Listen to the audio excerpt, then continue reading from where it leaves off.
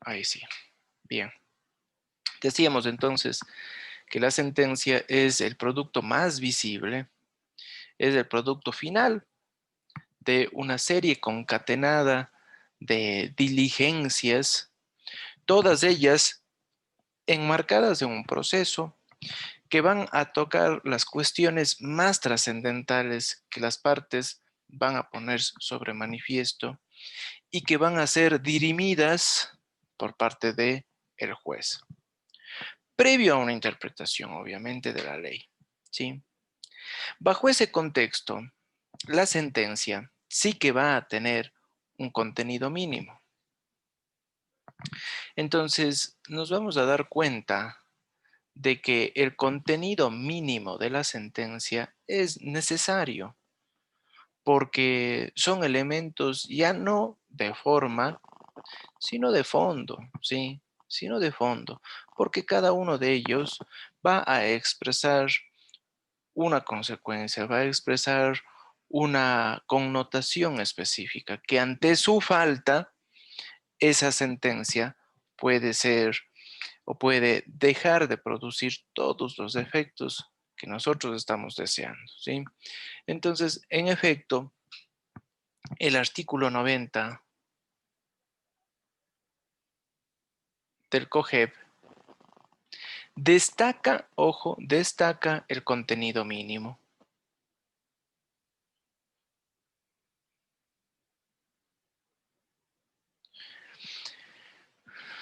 Tomen en cuenta que la sentencia, para que vaya a producir todos los efectos, necesita, ¿sí? Necesita ser escrita. No hay sentencia verbal, ni mucho menos, no. Yo necesito una sentencia escrita propiamente dicha. Bajo ese contexto, ¿sí? La sentencia va a ser una especie de este círculo, pues, ¿no? Y este círculo propiamente va a estar nutrido por otros específicos, ¿sí? Otros específicos. Aquí tenemos que la sentencia va a necesitar fecha, ¿sí? De una fecha y de un lugar. Lugar de emisión, ¿sí? Fecha y lugar de emisión. Y eso con el fin de contrastar y determinar, ¿sí? La competencia. ¿En razón de qué? En razón del tiempo y en razón del lugar. Una competencia espacial, porque habrá jueces de lo civil del Cantón Cuenca, pero también jueces de lo civil del Cantón Azogues. Los jueces del Cantón Azogues serán competentes, tendrán la atribución para conocer los conflictos, ¿sí? Los conflictos entre aquí los cuencanos, no, pues, ¿sí? Entre María y Juan, un divorcio de aquí. ¿Será competente el juez de Azogues para conocer esa disputa? No, porque tiene una competencia. ¿En razón de qué? En razón del espacio, del territorio, ¿sí? Entonces, igual la competencia en razón de qué, en razón del tiempo, ¿sí? En razón del tiempo también es importante. Entonces tenemos el primer elemento. Toda sentencia establece necesariamente fecha y lugar de emisión. Tenemos aquí otro, ¿no? Aquí vamos a tener otro. Vamos a identificar las partes procesales.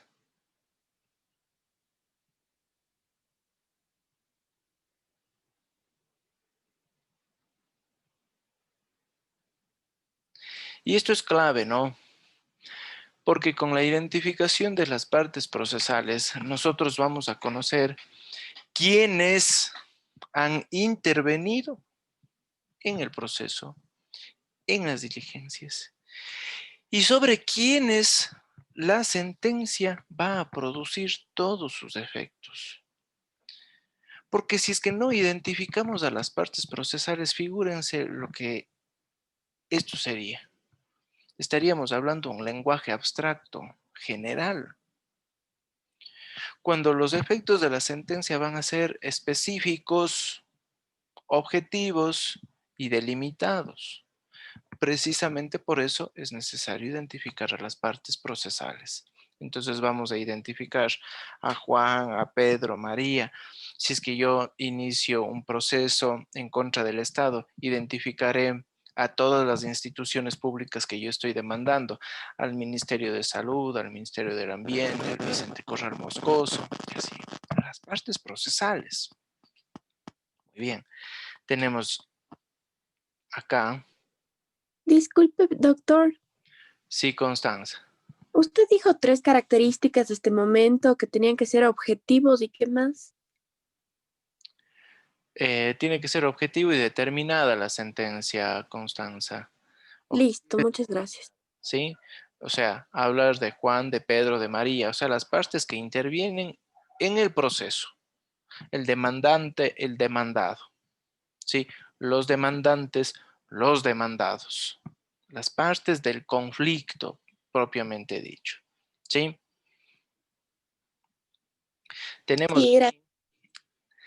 la mención del juez.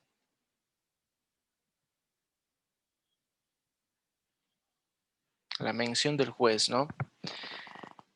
La mención, o sea, cuando yo digo mención del juez, estoy diciendo el encabezado. Ustedes van a encontrar juez primero de garantías penales. Muy bien, es la mención del juez. ¿Por qué? Porque es él específicamente, ese juez, o sobre ese juez recayó la competencia. ¿Sí? Ese juez es el que ha producido la sentencia. Ese juez es el que a mí me puede incluso generar daños por una mala aplicación del derecho, ¿sí? Pero la mención del juez es fundamental, porque si es que yo estoy inconforme con la sentencia de ese juez, el juez primero de garantías penales del Cantón Cuenca, si yo estoy insatisfecho, yo tengo que activar un recurso, impugnar, apelar esa decisión ante un jerárquico superior. Pero la mención del juez es fundamental, porque yo ahí sí que conozco la judicatura en donde mi proceso se estaba sustanciando. Ojo, tenemos aquí, asimismo, voy a ponerle eso. Tenemos el resumen de los antecedentes, ¿sí? Resumen de antecedentes y de los hechos. Toda sentencia ustedes van a encontrar de que la sentencia hace un pequeño recuento, un pequeño resumen de todos los antecedentes, de las situaciones, de los hechos que motivaron ese proceso judicial. Son todos esos acontecimientos. Entonces ahí empieza, Juanita se fue por, eh, se ingresó al Hospital Vicente Corral Moscoso para que le operen de un apéndice el día tal, a la hora tal, ingresó al quirófano a la hora tal, fruto de una mala atención quirúrgica, le pusieron demasiada o le colocaron demasiada anestesia. Juanita sufrió una falla en su sistema nervioso irreversible y hasta el momento no se puede recuperar. Entonces son todos esos acontecimientos fácticos, hechos, es un resumen, ¿no? Del caso propiamente. Tenemos acá eh,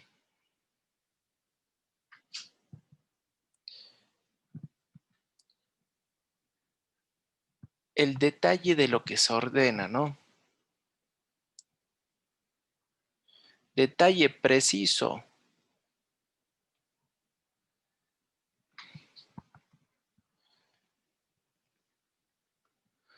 De la orden. ¿Qué quiere la sentencia? ¿Sí? ¿Qué desea la sentencia? Entonces ahí ustedes van a ver de que la sentencia dice muy bien, el Ministerio de Salud Pública deberá reparar integralmente a Juanita con el pago de un salario mínimo vital hasta que, hasta que muera, ¿sí? Se le compensará además con una beca para que pueda acceder a un establecimiento educativo, se le proporcionará una casa, puede ser inclusive si es que yo mato, muy bien, Juan Pérez comete un delito de feminicidio, entonces con todos los agravantes me van a dar 36 años, entonces la orden ¿qué es? Juan Pérez deberá cumplir una pena privativa de libertad de 36 años contados a partir del momento que se ejecutaría esta sentencia. De acuerdo, entonces, esa es la orden, la privación de la libertad. Sí, la privación. Tenemos, asimismo, vamos a poner aquí, uno de los, de pronto un requisito fundamental, ¿no? Que es la motivación aquí. Y sobre esto quiero hablar, ¿no? La motivación.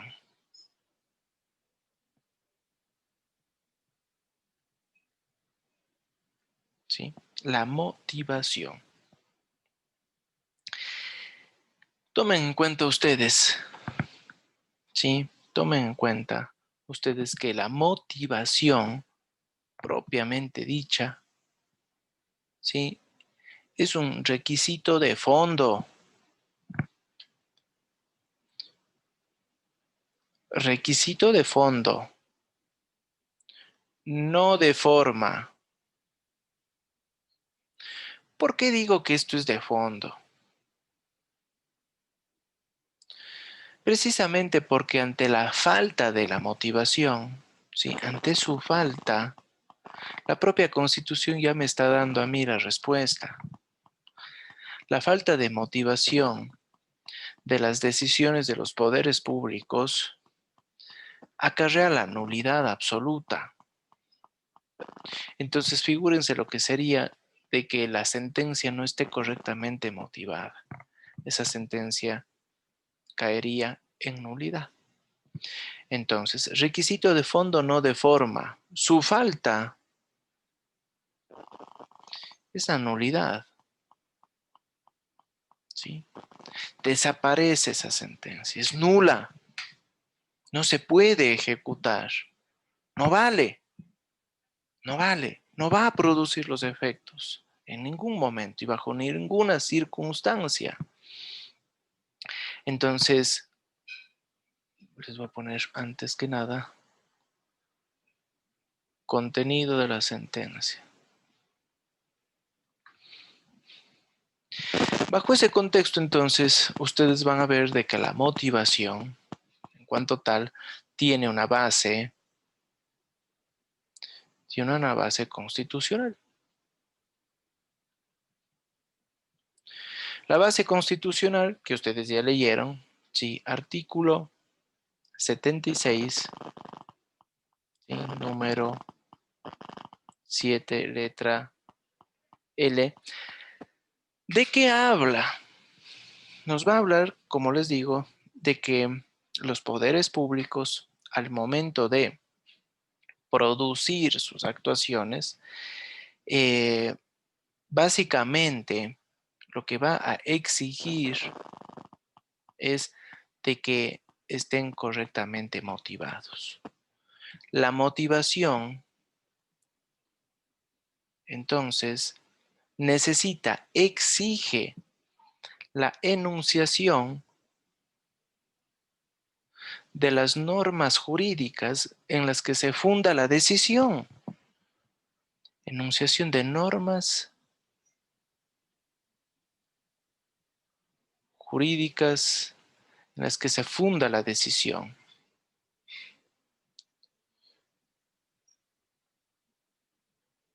Pero ¿será que solamente de normas jurídicas? Pues no.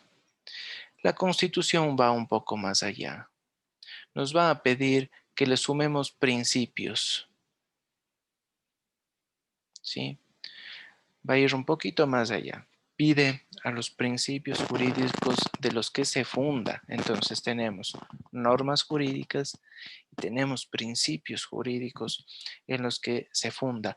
Pero no basta pues con decir, muy bien, me fundamento en el artículo 8 del Código Civil, me fundamento en el artículo 7 del Código Civil, me fundamento en el artículo 425 de la Constitución y me fundamento en el principio de igualdad ante la ley.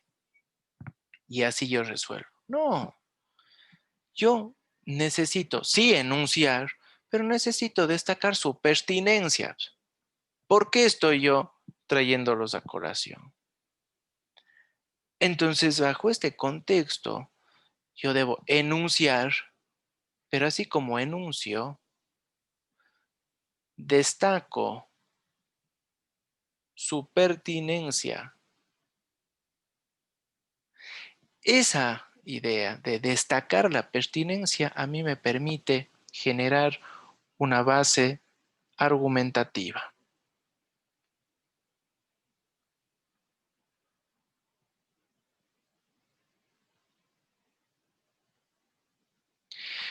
En efecto, esa base argumentativa va a reunir todos los elementos fácticos tras de sí, porque la motivación incluye todos los elementos, ¿sí? Todos los elementos fácticos de hecho, pero también los elementos de derecho, ¿sí? La base argumentativa, entonces, tomar en cuenta en este sentido para que la motivación sea integral. Hablemos de la motivación integral. Necesita de elementos fácticos,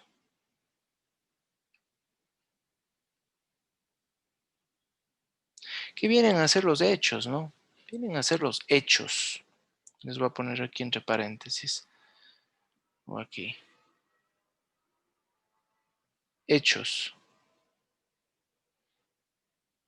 Por ejemplo, se valorará los informes periciales. ¿Sí? Son hechos, pero me van a mí a servir para formar mi voluntad de juzgador. Y la presencia, su presencia de esos informes van a ser fundamentales en algunos casos para que yo tome una decisión, porque van a consolidar más y van a perfeccionar más mi base argumentativa. Tenemos los elementos fácticos, los elementos de hecho, pero también los elementos de derecho. Elementos de derecho. La motivación integral, ojo, reúne elementos fácticos, hechos y elementos de derecho. Sí que nos vamos a apoyar en la Constitución, desde luego que sí, desde luego que sí, que es nuestra base. Pero cuando hablamos de elementos fácticos y elementos de derecho, nos vamos a apoyar además aquí en el artículo 89 del COGEP.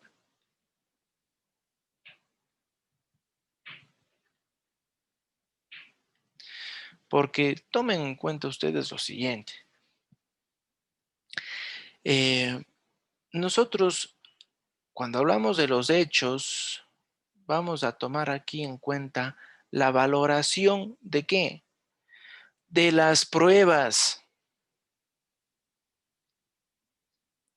La valoración de las pruebas. Cómo el juzgador está valorando, está apreciando. Entonces, esa apreciación va a formar su voluntad.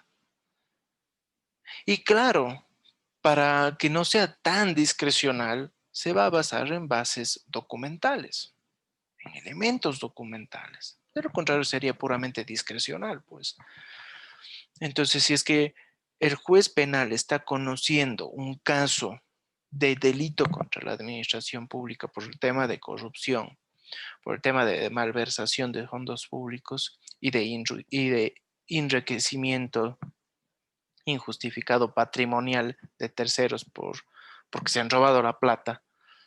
Entonces nosotros vamos como juzgador a ver una serie de pruebas que me va a dar a mí la fiscalía en juicio, como que, por ejemplo, los informes que destacan movimientos sospechosos de dinero, la presencia de testaferros, de personas que prestan el nombre, ¿no? Para que ellos sean los tenedores de casas, de carros, de dinero, movimientos, entonces, que va a conocer el sistema financiero nacional y regulares. Todo eso yo voy viendo y yo voy destacando y voy diciendo, pero ¿cómo es posible que una persona que tenía un sueldo de $4,000 ahora tenga un departamento en Miami de $500,000? O sea, ni ahorrando casi toda su vida, pues, no. ¿Cómo es posible? Y él tiene una casa aquí en la playa, tiene una casa en la ciudad, tiene 3 carros y viajan y todo, pues, ¿no? O sea, no, es que matemáticamente no te da pues eso. Entonces, ¿qué está pasando? ¿Cuáles son las pruebas que usted, fiscalía, me va a aportar? Entonces, la fiscalía hará todos los movimientos necesarios para identificar de que hay irregularidad en esa base patrimonial y valorará las pruebas al juez. Pero así como valora las pruebas aportadas por las partes, ¿sí? También va a interpretar el derecho.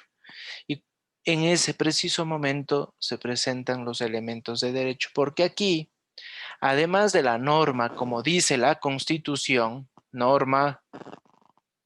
tenemos normas, también tenemos principios,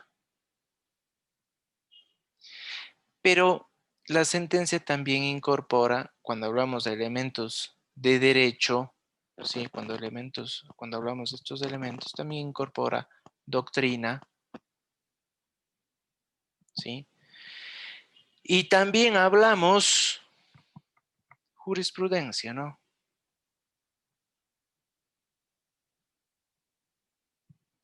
Entonces, vean ustedes, ahí ya la motivación adquiere otra connotación, ¿no? Estamos hablando nosotros ya de una especie de motivación integral que reúne todos estos elementos. Pero ¿qué pasa si es que el juzgador no incorpora en su sentencia los elementos de hecho, los elementos fácticos? Pues, en ese preciso momento, la sentencia está coja, le falta algo, y como está coja, adolece de nulidad, ¿sí? Adolece de nulidad. La nulidad es la muerte de la sentencia. La nulidad impide que la sentencia vaya a producir sus efectos. Entonces, nulidad impide que la sentencia vaya a producir todos sus efectos a las partes, ¿no? Entonces, produzca efectos a las partes. La importancia, entonces, moraleja, la importancia de, de este elemento es fundamental, es crucial. Sin su presencia, nosotros vamos a ver de que la producción de los jueces va a estar en entredicho. Y obviamente, para que sea integral, nosotros debemos reunir una serie de condiciones, una serie de factores. De lo contrario, su integralidad es irrelevante. Y esa irrelevancia va a generar un efecto indeseado que nos da la propia Constitución, la nulidad. ¿Sí? La nulidad, propiamente dicho. ¿Alguna pregunta? ¿Alguna pregunta que se quiera hacer? ¿Está claro? ¿Está claro? Sí. Sí, doctor. Correcto. Muy bien. Entonces vamos a dejar hasta ahí. Les voy a quitar el... Perfecto. Muy bien.